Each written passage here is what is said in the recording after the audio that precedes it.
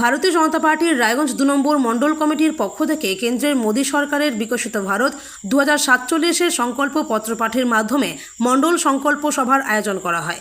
এদিনের সভায় উপস্থিত ছিলেন জেলা বিজেপির সহসভাপতি শ্রী ভানুরাম বর্মন, জেলা সাধারণ সম্পাদক কমল দেবনাথ, মণ্ডল সভাপতি গৌরাঙ্গ হালদার, মণ্ডল সাধারণ সম্পাদক গৌতম দাস সহ অন্যান্যরা। এদিন রাষ্ট্রবন্দনার মাধ্যমে কর্মসূচির সূচনা হয়। সভার শুরুতে স্বাগত বক্তব্য রাখেন মণ্ডল সভাপতি শ্রী গৌরাঙ্গ হালদার মহাশয়। বিকশিত ভারতের অমৃতকাল সম্পর্কে বক্তব্য রাখেন জেলা বিজেপির সহসভাপতি শ্রী ভানুরাম বর্মন এবং মোদী সরকারের 11 বছরের সেবা, সুশাসন ও গরিব কল্যাণের বিষয়ে বক্তব্য রাখেন জেলা বিজেপির নেতা ভোলানাথ বর্মন। সভার শেষে জেলা সাধারণ সম্পাদক কমল দেবনাথ মহাশয় বিকশিত ভারতের সংকল্প পত্র উপস্থিত সকলকে পাঠ করান। সবশেষে সমবেত জাতীয় সঙ্গীতের মাধ্যমে সভার সমাপ্তি ঘোষণা করা হয়। এই দিনের কর্মসূচিতে 56 জন দলীয় কার্যকর্তা উপস্থিত ছিলেন।